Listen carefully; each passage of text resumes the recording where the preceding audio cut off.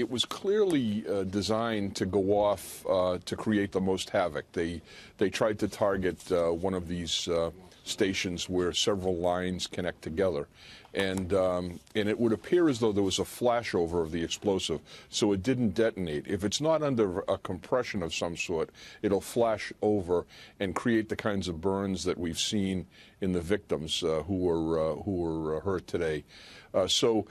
Someone has done this, and they've done it wrong. It didn't work, thank goodness.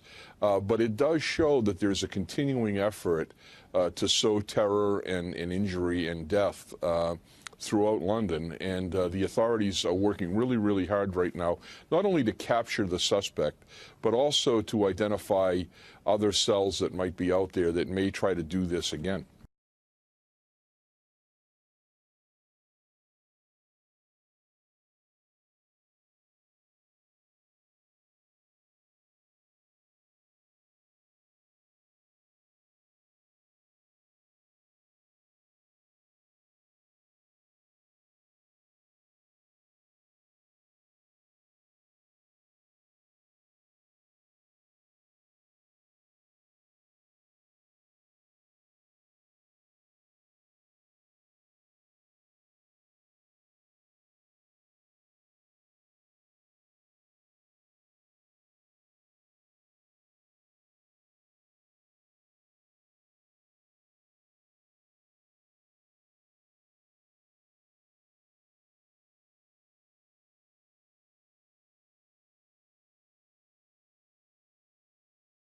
You know, Commissioner, it seems like apples and oranges, but I noticed the markets in our country were up today. The Dow, for example, was at another record. The S&P was at a record.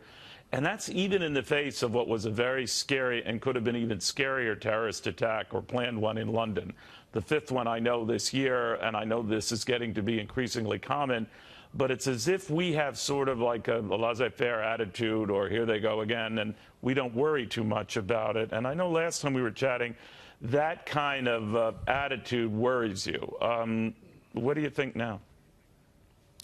Well, I agree that we need to be vigilant. We cannot let this simply become the way of the world. We need to do what the president said just minutes ago, which is to eradicate this curse from the earth, and those are the kind of words that push everybody in the right direction. So it's really, really important. But I wonder if we get used to it, you know, Commissioner, almost too much so, and that we wouldn't respond until something horrible hits us in the face. In the meantime, we're told to be vigilant, to your keen point. But often in New York, what they say, Commissioner, is if you see something, say something. And as you and I have discussed, almost everything you see around the Times Square area and right outside these offices, I'm sure in Boston as well, would warrant saying something. So what is it that we have to look for? We need to do what they say. New York does more than simply respond after an incident has happened. Those Hercules teams are being deployed every single day. I spoke to Commissioner O'Neill recently. He's very concerned about terrorism. He has a tremendous response and preventive mentality. That's the mentality we have to have across the country. People always think it happens someplace else. There seems to be this low-level kind of acceptance of these incidents occurring. We have to guard against that. All right. Ed Davis, former Boston Police Commissioner, Fox News contributor, played a vital role in stopping what could have been a horrific terror attack in Boston not that many years ago.